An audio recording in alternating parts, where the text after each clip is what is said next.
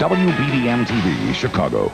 Now, Bill Kurtis, Linda MacLennan, Steve Baskerville with AccuWeather, Johnny Morris on sports, and the Channel 2 News team. This is Channel 2 News at 10. Good evening. Our top story, a miracle baby defying the odds. Little Sarah Kelton goes home for a Thanksgiving her parents will never forget. Tonight, she's making medical history. The youngest person in the world to receive a heart transplant and live.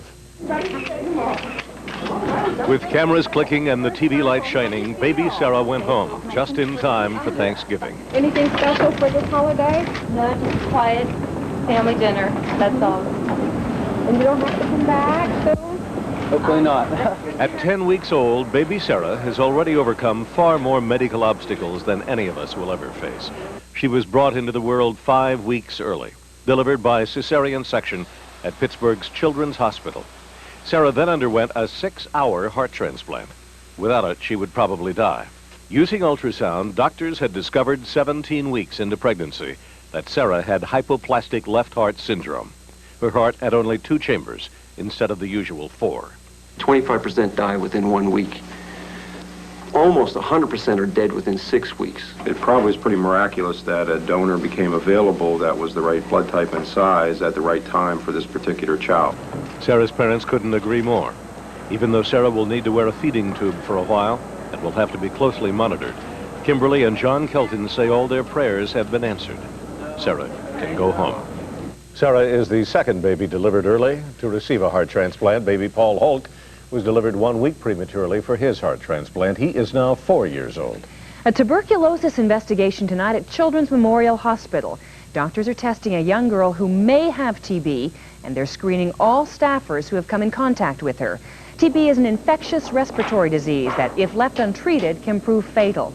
Tonight at Children's Memorial, most of the tests on the 14-year-old girl have come back negative. Most of the tests have been negative. A few have been, the preliminary tests have been positive for something which might be TB or might represent some other kind of germ. Test results on the hospital employees should be back within 72 hours. The number of TB cases in Illinois has increased over the past 5 years, partly due to the spread of AIDS, which knocks out resistance to the disease. Hard times are making for a lean holiday season. Travel is down this Thanksgiving, the busiest travel time of the year. Travel is certainly winding down tonight at O'Hare Airport, a very busy place throughout the day and the evening. 1 million passengers will pass through O'Hare over a 6-day weekend. So far, so good, with very few delays expected. Last-minute shoppers are snapping up tom turkeys on sale around town. Many hosts and hostesses are preparing big Thanksgiving spreads, but this year on a budget. Commuters jammed Chicago highways tonight as workers scurried to put business behind them to begin and relax. But AAA says driving will be down 4% this Thanksgiving due to the recession. Now more people are going Greyhound and Amtrak seeking bargain fares, but they're finding crowds and long lines there as well. The busiest travel day of all will be on Sunday. Rain clouds could put a damper on Thanksgiving Day tomorrow. Steve Baskerville joins us with the AccuWeather forecast in just a few minutes. She lived in a posh high-rise in Chicago's Lincoln Park, but police found her body wrapped in plastic bags on a back porch on the south side. Tonight, police want to know how 29-year-old Suzanne Rohweder got there and how she died. Channel 2's Elizabeth Vargas is at Area 2 Police Headquarters. Elizabeth? Bill, we're at Area 2 Violent Crimes, where detectives are questioning Suzanne Rohweder's former boyfriend. They arrested him at 7:30 this evening in the neighborhood where he lived, the same neighborhood where they found Rohweder's body this afternoon. They do not want to release his name and make it public at this point, because at this point he is not a suspect. They are just hoping he can shed some light on Suzanne Rohweder's mysterious death. Her is dead, and police don't know how or why. 2 detectives found her body on this 3rd-floor porch, wrapped in plastic garbage bags.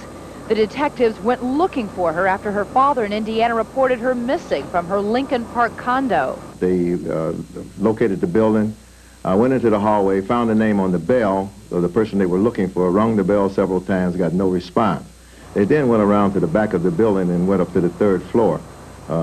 And once they arrived on the 3rd floor landing, they saw this plastic bag, and they looked in the plastic bag, and there was the body of the missing person. Rohweder lived in an upscale Lincoln Park neighborhood. Her body was found on the far south side. The apartment where she was found belongs to Rohweder's former boyfriend. He is in custody tonight, being questioned by detectives.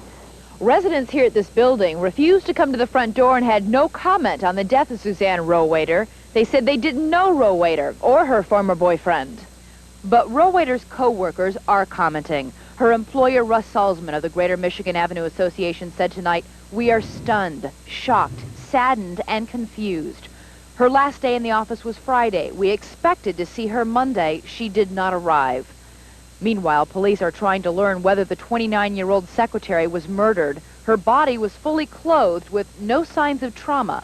Well, all I'm saying is it's a death investigation. I don't know what it is. Police have told us that Suzanne Rohweder's father came from Valparaiso, Indiana, to Chicago tonight to identify his daughter's body. The medical examiner will perform an autopsy tomorrow. At that point, they will hope to find out whether or not she died of foul play. They're hoping that autopsy, plus tonight's results from tonight's interview, will help them solve the puzzle surrounding Suzanne Rohweder's death. Live at Area 2, I'm Elizabeth Vargas, Channel 2 News. Thank you, Elizabeth. Go ahead and start without us. That's what Israel is saying tonight about Middle East peace talks due to begin next week in Washington. Tonight, the Israeli government, led by Prime Minister Shamir, says it won't be at the talks on December 5th because it needs another week to prepare. Israel wants a delay until December 9th. The United States says no deal. Syria, Jordan, Lebanon, and the Palestinians, meanwhile, say they will attend next week. Congress tonight is taking a holiday break. Both chambers adjourned this evening after a marathon 33-hour session. The chair declares the first session of the 102nd Congress adjourned until 11:55 a.m. on Friday, January the 3rd, 1992. It was a Congress that sent us to war but failed to grapple with the recession. In last-minute business, Congress killed a crime bill that would have required a 5-day waiting period for handguns. Defeated along with that anti-crime bill was Oprah Winfrey's child protection legislation, which would have cracked down on child molesters. Congress approved a $151 billion highway bill, which should create 4 million jobs. It'll also help pay for Kennedy Expressway resurfacing projects. Tonight, President Bush is taking a holiday from the battles of Washington, trying to put bad news about his dip in the polls behind him. As he boarded a helicopter for Camp David, Mr. Bush would only say that he was glad that this session of Congress was over. The President and Mrs. Bush plan to have a traditional Thanksgiving dinner with their family. Last year, they spent Thanksgiving in Saudi Arabia, visiting American troops there. Why ComEd might turn out the lights on Chicago, still ahead. Also, a political free-for-all. Fists fly in the Japanese parliament. Then, lining up for dollars, some Channel 2 viewers learn that they own a stake in unclaimed millions. And later, one of the original Munchkins in The Wizard of Oz remembers Judy Garland. She was only 16 years old. She was just as sweet as she could be.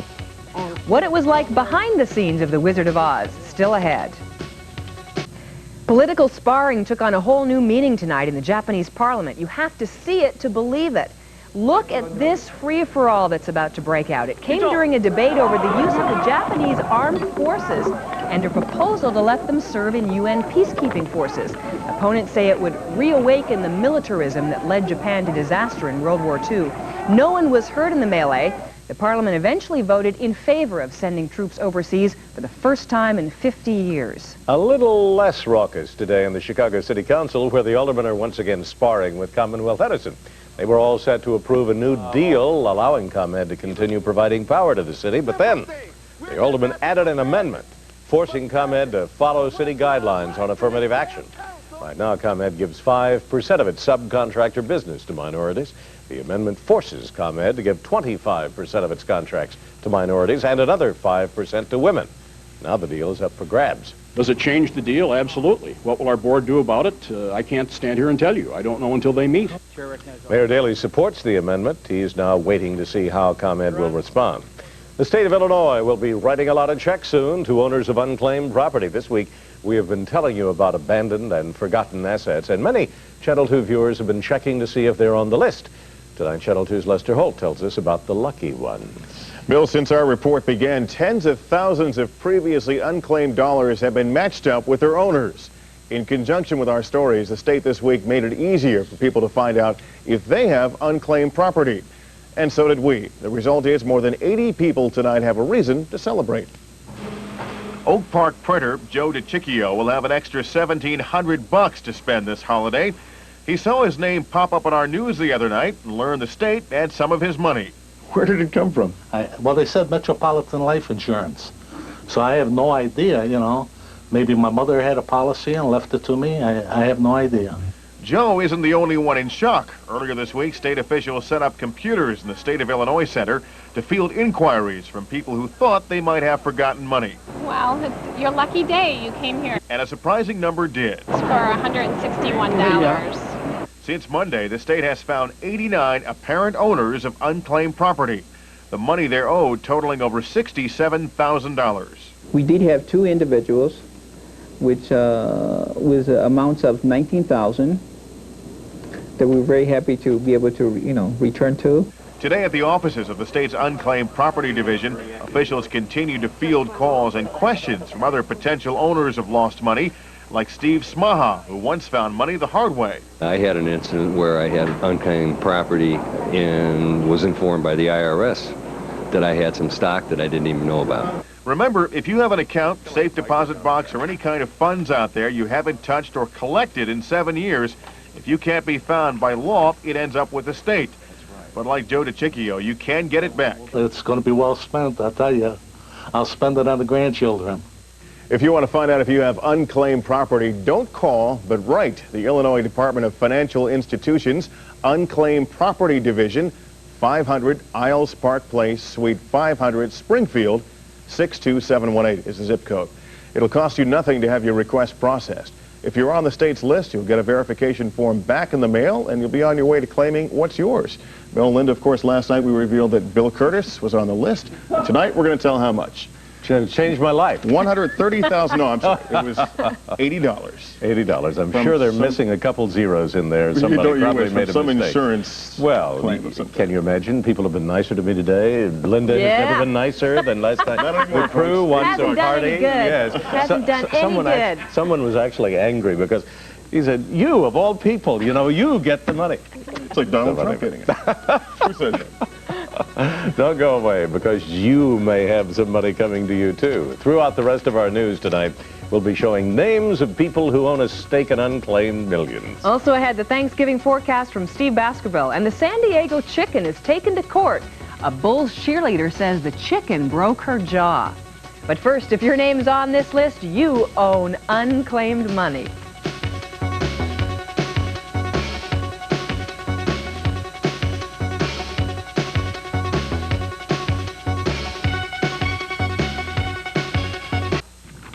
Nice night out there now. What do we got for the big day tomorrow, Thanksgiving? I tell you, it looks like that snow is not going to get here today.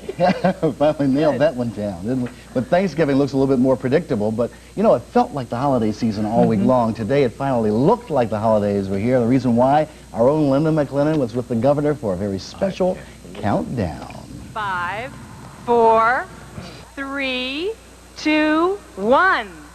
That's right. There was a 20-foot... She counts so well, doesn't she? Backwards. I might have to have you do the current conditions that way, right? It'd be exciting. But that's a big 20-foot high Christmas tree at the State of Illinois building, and officially the holiday season has begun. If you're wondering about the Daily Plaza tree, that's on Friday, I think, when the lights are turned on there. So this is a special week for everybody. Thanksgiving tomorrow. Sneak preview of the weather is what you see right now. 38 degrees at O'Hare. In the 40s from Grant Park to Midway, and it's going to stay that way. Most of the night tonight, it's not going to be that cold. The winds out of the south and west. At 9, the barometer is rising. All of that is fairly good news. There is some rain in Illinois, but it's not too close to us. From sunrise tomorrow till about 4:22, when the sun sets, AccuWeather says that it should be fairly decent, but some of that rain to the west might slip through. These are the big weather stories of the day. A lot of mountain snow out west for skiers, slick roads up across northern Minnesota and Wisconsin, parts of Michigan, a lot of rain in the deep south, but right in the middle, right now, the rain has developed. It is raining near Springfield and Peoria on a line from Iowa moving in our direction. That's why at times tomorrow morning we could have some drizzle or light rain, and then again tomorrow afternoon. It'll be cloudy but mild most of the day, and no threat of snow around here. Friday, as a matter of fact, if you have to go back to work or somewhere else, it'll be rainy and cloudy throughout the area, but still not all that miserable. Let's wrap it up tonight and remind you, mostly cloudy, 30 to 35 degrees, the 30 more so for the western suburbs. Tomorrow in the west, in Elmhurst and Oak Brook, rain and drizzle at times, 43 degrees up north in Glenview and Skokie, a bit of rain, just a touch, 40 degrees in the southern suburbs, Tinley Park and Orland Park. I can't do this as dramatically as the countdown. Did you notice that? But I've been practicing all year. 44, Right. 43, 38, There 38. you go. It looks like the cold air really doesn't settle in until the beginning of next week, so it'll be fairly nice for the remainder. Happy Thanksgiving. You too. Tomorrow spells trouble for turkeys, speaking of Thanksgiving, Linda, but tonight the world's most famous chicken is in hot water. A member of the Chicago Lovables is slapping the famous chicken with a $1 million lawsuit. Now, this is lovable Kimberly Smith dancing with the chicken last January during a Bulls game. Guess you could call it dancing. Smith claims she broke her jaw and elbow when the chicken pulled her down. He grabbed me and he said, "You're going down." And we fell to the ground and he started rolling.